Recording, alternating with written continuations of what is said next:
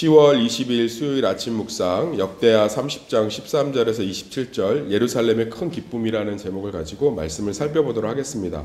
우리 삶에 큰 기쁨들이 회복이 돼야죠. 그래서 우리 안에 평안과 기쁨이 넘치기를 소망합니다. 그러려면 우리 10년 가운데 하나님의 은혜가 가득 차야 돼요.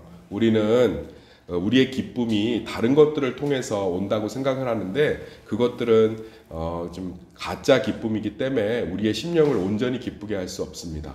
오늘도 보면 이스라엘 백성들이 정말 너무 기뻐하는 것을 이렇게 경험하잖아요. 그리고 하나님은 자기 자녀들에게 기쁨을 부어주기를 원하십니다. 근데 그게 은혜 가운데 임한다는 거예요. 은혜 가운데. 그러니까 우리가 열심히 돈을 벌고 건강하고 하여튼 최선을 다해 살려고 하는 게 기쁨 때문에 그러는데 그렇잖아요. 기쁘지 않은 걸 뭐하러 하겠어요. 기쁨 때문에 그러는데 그 기쁨을 정말 하나님만이 주실 수 있다는 것들 우리 가운데 그 고백이 좀 있었으면 좋겠습니다. 온전한 기쁨은 하늘로부터 부어지는 거예요. 예수 그리스도 이 땅에서 웃을 일 하나 없으셨지만 그렇잖아요. 그런데 그가 우울증 걸리지 않고 공황장애 오지 않고 날마다 하나님 앞에 감사하며 기쁨으로 자신의 사명들을 잘 감당했던 건 하늘 아버지가 주시는 기쁨이 있었기 때문인 줄 믿습니다.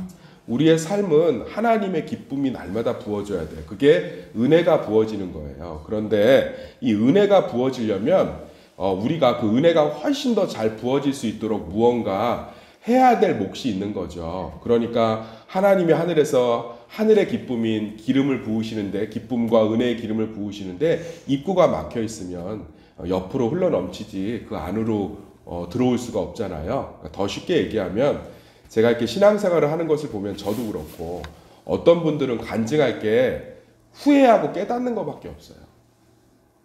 간증할 게 실제로 들여다보면 그러니까 하나님 앞에 기쁨을 온전히 누리는 간증보다 내가 이렇게 잘못해서 이렇게 얻어맞았습니다. 그래서 이렇게 회복하셨습니다. 내가 이렇게 살아서 이것을 놓지 못한 걸 놨습니다. 그러니까 평생이 하나님 앞에 그냥 끌려다니는 신앙생활을 하시는 분들이 있어요. 그래서 하나님 앞에 정말 그 주시는 열매들을 풍성히 누리는 삶을 살아야 되는데 그렇지 못하고 오히려 그냥 계속 깨지는 것 외에는 신앙생활에 묵상이 없어요. 그런데 하나님이 우리에게 원하시는 삶은 풍성한 삶을 누리는 것인 줄 믿습니다.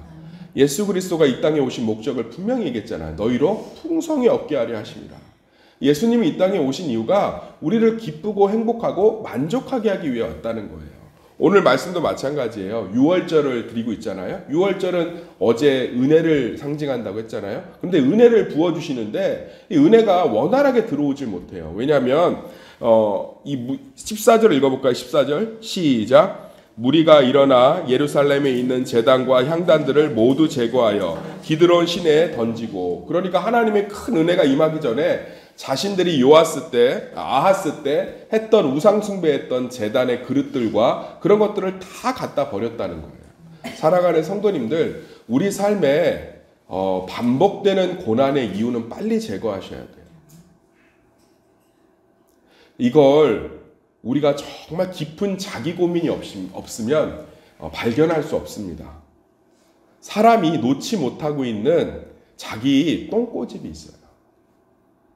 그걸 예수 십자가 앞에 온전히 내려놓지 못하면 하나님은 평생에 부어주시기를 원하시기 때문에 그것을 깨는 것에 인생의 대부분을 써야 돼요. 어떤 사람들은 과거의 상처를 극복하지 못해서 한 걸음도 나아가지 못합니다. 제가 얘기하잖아요. 지난 일을 어떻게 할 거예요. 어떤 사람은 부정적인 시각 때문에 그릇에 무엇을 담을 수가 없어요.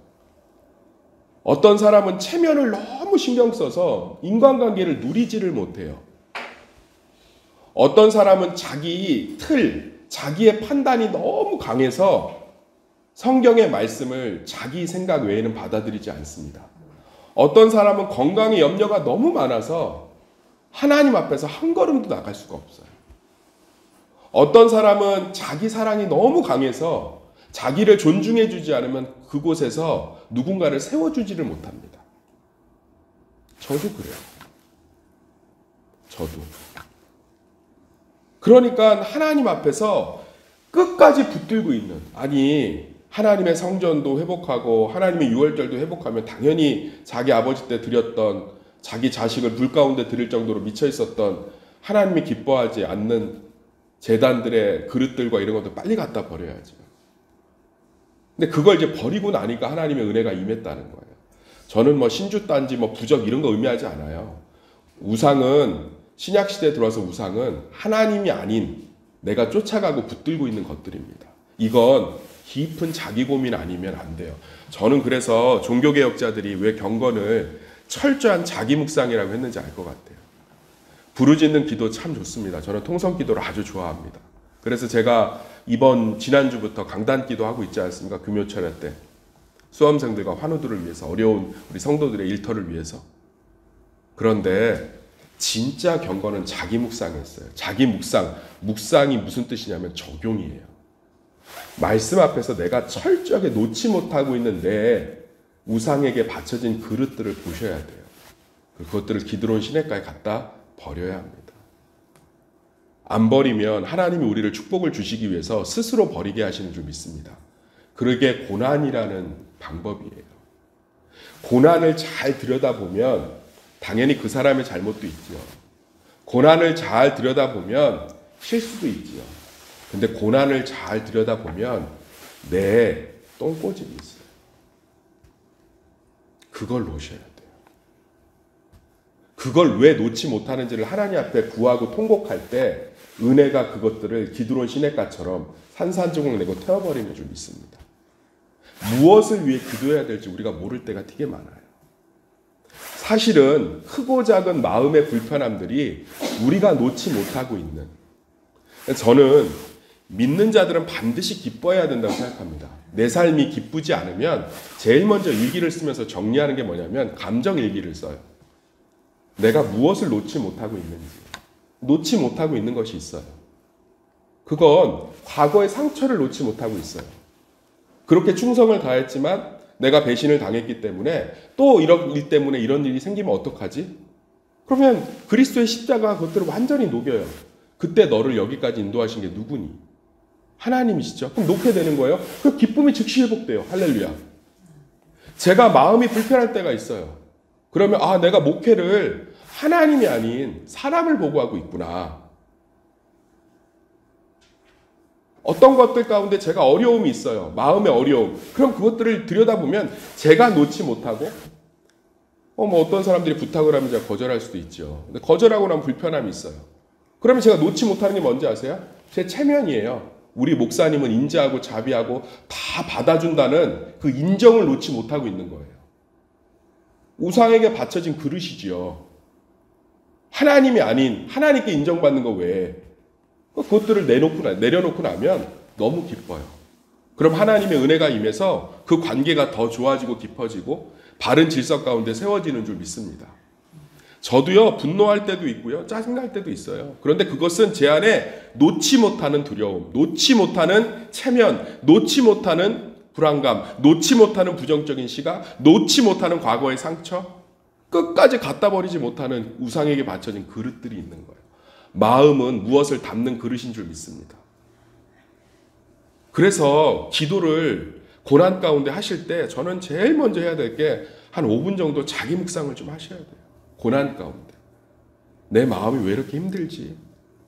주님, 내가 주님 앞에서 놓지 못하는 제 똥꼬집을 보게 해주세요.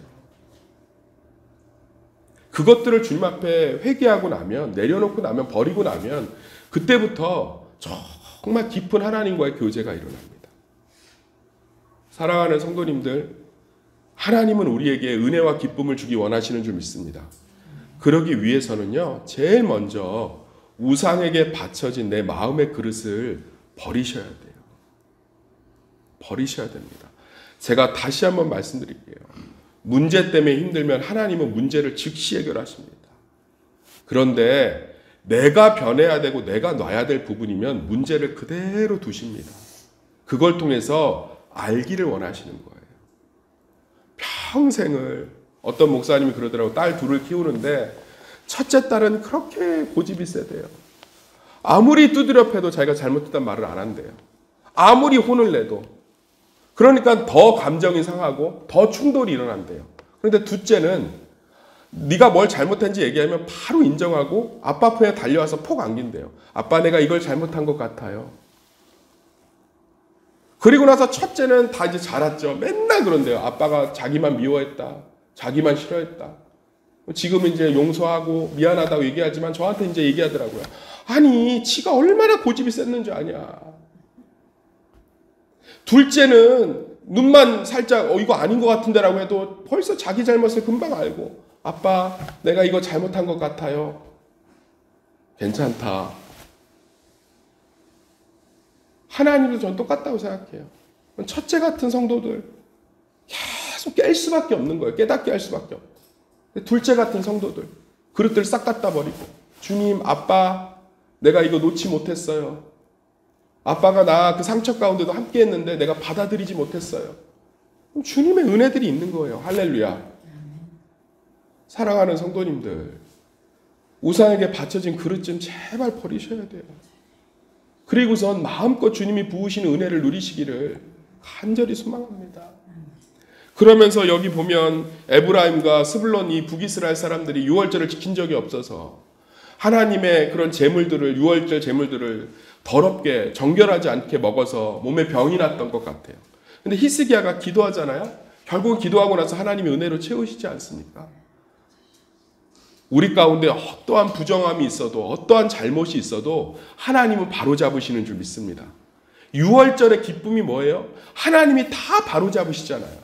우리의 실수, 우리의 연약함, 우리의 죄악으로 일어난 모든 결과들을 하나님 스스로가 다 회복하시고 잡아가시잖아요. 우리 안에 우상에게 바쳐진 그릇이 있습니까? 뭐 절에서 쓰던 그릇, 신주단지 아니라니까요. 우상은 내 마음속에 하나님이 아닌 붙들고 있는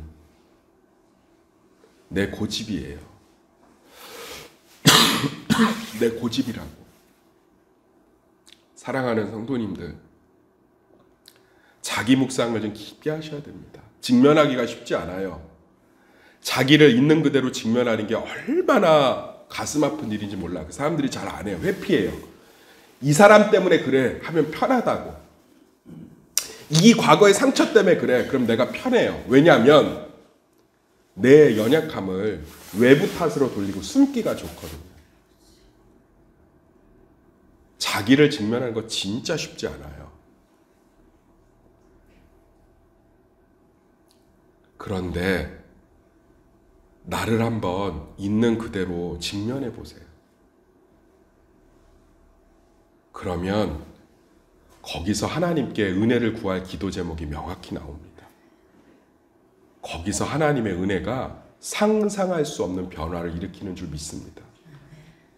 그 놀라운 진짜 음악으로, 무슨 영상으로, 감동되는 이야기로 만들어내는 기쁨이 아니라 진짜 하늘이 주시는 기쁨을 회복하는 우리 성도들 되시기를 예수의 이름으로 축원합니다.